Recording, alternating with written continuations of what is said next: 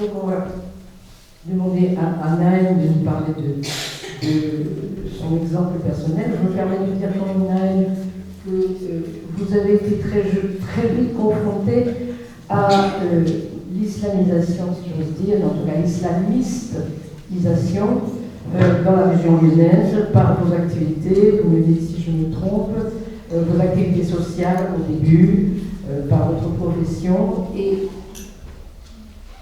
Grenoble, pardon. La région lyonnaise, pour moi qui suis parisienne, excusez-moi, ça fait. Grenoble. Je le savais en plus. Et par conséquent, à cette invasion, on peut dire cela, d'idées et à cette perméabilité du quartier, effectivement, à cette idéologie, vous êtes écrivain également, vous êtes militant laïque, et ce dont vous allez parler aujourd'hui est le cas précis de la hargne, de la détestation qu'un élu, cette fois de Seine-Saint-Denis, bien connu également pour sa détestation de tous les laïcs en général et les féministes, universalistes en particulier, à savoir Majid Messaouden, vous a pris comme cible, vous allez dire exactement dans quelles circonstances, mais à l'occasion d'une réunion qui avait eu lieu dans un local de la municipalité qui avait pour objet justement la lutte contre les violences contre les femmes et où s'était invité Tariq Ramadan qui à l'époque, et d'ailleurs toujours, qui à l'époque et toujours maintenant, était accusé de violence et de viol. Et évidemment ça avait provoqué une indignation générale, sauf pour Majid Messaouden qui avait fait un service minimum pour protester contre cela. Et à la suite de cela, donc vous aviez manifesté la même indignation que la plupart des gens, et c'est à ce moment-là qu'il vous a pris pour cible. Et à cette occasion. Bonsoir. Alors, je viens de résumer pour le début de l'affaire avec Messaouden, mais pour bien comprendre, il faut poser le cadre. Alors, ça a transpiré tout le long de la soirée, M. le maire en a parlé, tout le monde en a parlé. Le contexte de l'islamisme en France, je ne vais pas en parler en détail. Mais c'est vrai que le djihadisme, c'est quelque chose de particulièrement grave, qui fait des dégâts incommensurables au niveau des individus, mais ce n'est pas le plus dangereux. Je le martèle depuis toujours, ça fait 15 ans que je le dis, c'est l'islamisme politique qui est la menace la plus importante et la plus grave en France et partout dans le monde. C'est pas le djihadisme. Personne ne soutient le djihadisme, même à l'extrême gauche. Et du PNL, personne ne soutient le djihadisme. Par contre, pour l'islamisme politique, ils sont nombreux. Parce que soit les islamistes créent des associations, des organismes politiques, associations de défense, associations, je ne parle pas des associations dites culturelles et qui sont religieuses, mais aussi surtout des associations politiques comme l'était le CCIF et que aujourd'hui le CCIE, mais d'autres aussi qui existent actuellement, des partis politiques comme l'UDNF. Mais aussi l'autre stratégie, c'est d'infiltrer les partis politiques, infiltrer les associations qui ne sont pas religieuses, infiltrer les municipalités.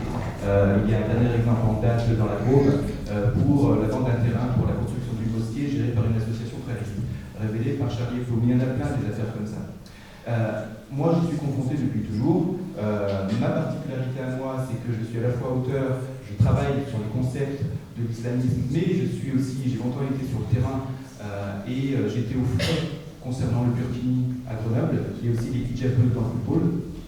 Et c'est là que ça m'a amené à ma première affaire avec la justice, puisque la militante en chef des opérations burkini à Grenoble, une militante islamiste, a déposé plainte contre moi parce que je la taxais, je l'accusais d'être une islamiste. Donc moi je suis allé au commissariat parce qu'on m'a demandé de venir.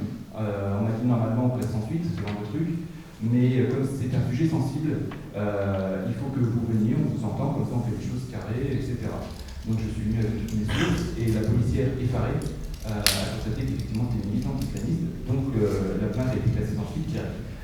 Mais c'est la volonté d'intimité. Ça, c'est ce qu'on appelle, on pourrait qualifier de djihad judiciaire. Mais il faut comprendre que ces affaires-là, menées par des islamistes directement, sont de plus en plus rares. La plupart des attaques en justice aujourd'hui sont menées par des militants et des associations de gauche ou d'extrême gauche. Et quand moi, qui suis de gauche, je suis attaqué par des gens, des associations qui sont censées me défendre, je suis issu d'un quartier populaire, je suis sous seuil de pauvreté, je suis d'origine maghrébine, de culture musulmane, je coche toutes les cases de la parfaite victime à leurs yeux. Mais je suis laïque, je suis républicain et je suis féministe universaliste. Et ça passe pas.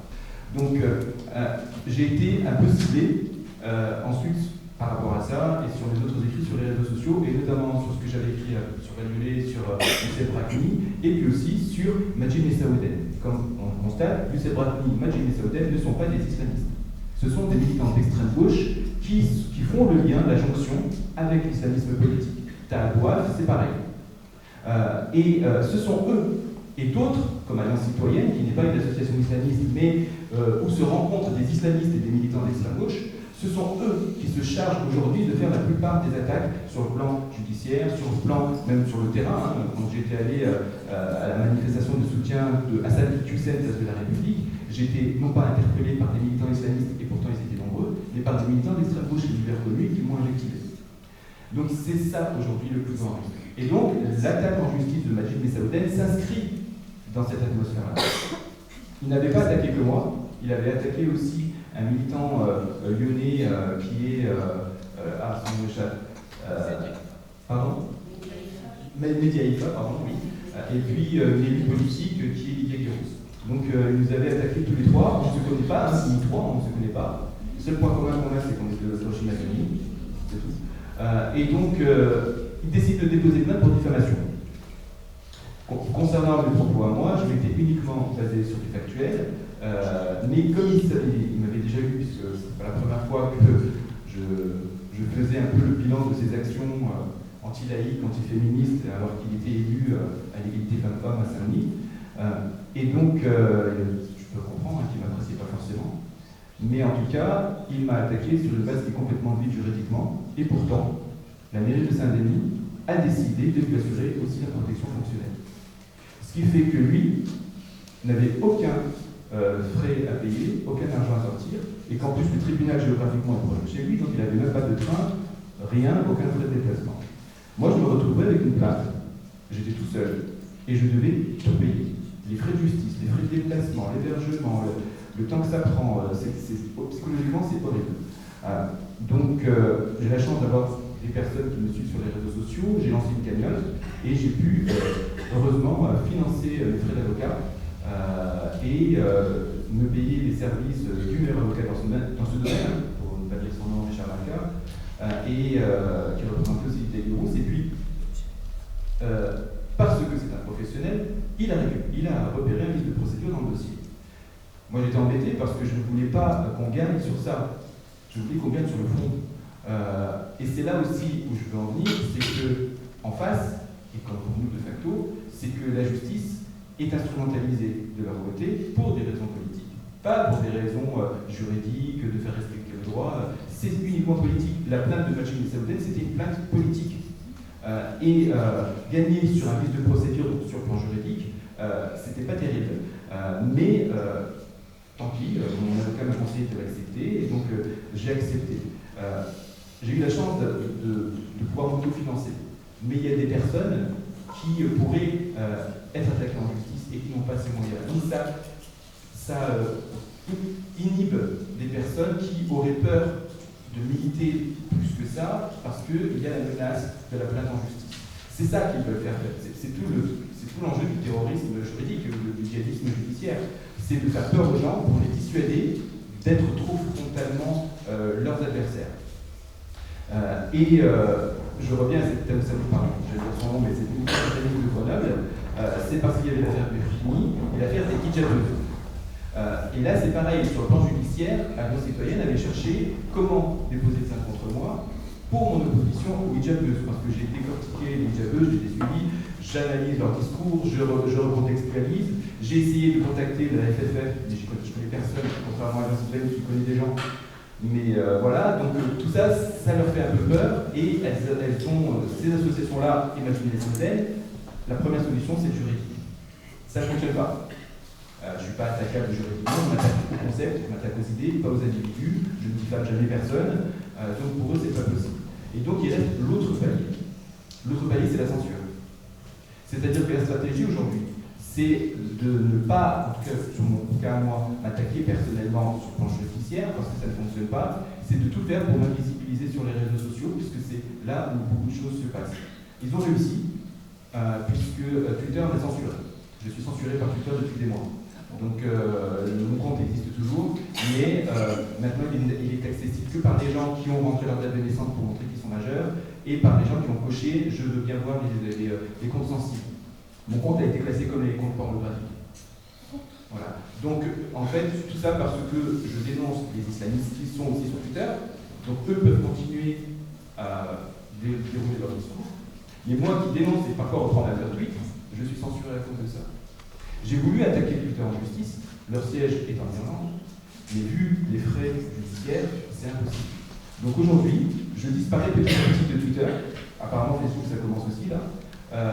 Parce qu'ils ont compris que la meilleure des choses, finalement, au bout du compte, c'est pas seulement dans la justice, c'est aussi l'invisibilisation sur les réseaux sociaux. Et enfin, la dernière chose, c'est aussi, là où je vais conclure, c'est que la communication, du coup, c'est quelque chose de fondamental. Et le tout, sur le plan juridique, de gagner sur le plan juridique n'est pas suffisant. Parce que les islamistes politiques, ils l'ont bien compris d'ailleurs, parce que même quand ils ne gagnent pas, ils valorisent le fait qu'ils ont perdu leur échec en se présentant comme des victimes. Et donc systématiquement, ils médiatisent au maximum. Sur tous les réseaux sociaux, ils font des vidéos super professionnelles, ils utilisent TikTok. Où sont les laïcs? Où sont les associations laïques sur TikTok? Qui est le concurrent de AG+, la chaîne du Qatar? Où est-ce que sont les associations laïques sur Instagram avec la même hauteur, la même verve que les islamistes et que ces mouvements d'extrême gauche? C'est pour ça aussi, c'est une des raisons pour lesquelles dans leurs conférences, dans leurs meetings, ils ont beaucoup de jeunes. Alors que nous, la moyenne d'âge, bah, ça, voilà, on a tous un certain âge. On va voir ce soir. Et c'est tout l'enjeu aujourd'hui. C'est-à-dire que même si on arrive à financer des avocats, à rembourser des procès, eux, ils ont compris que la communication, c'est le cœur de tout. Le juridique est un moyen fondamental, c'est la base. Le concept d'islamophobie, par exemple, n'est pas juridique en France. Voilà, le blasphème a été aboli, mais ils veulent assimiler ça aux discriminations envers les musulmans. Donc, l'enjeu juridique est la base. Mais il faut broder tout autour, et ils réussissent. Il faut absolument que toutes les associations laïques, que tous les militants laïcs prennent en compte la communication, que ce soit inclus dans leur budget, aussi bien sur les budgets juridiques, parce qu'il faut communiquer un maximum et enfin rentrer au XXIe siècle et non plus se cantonner à rester dans les années 1980.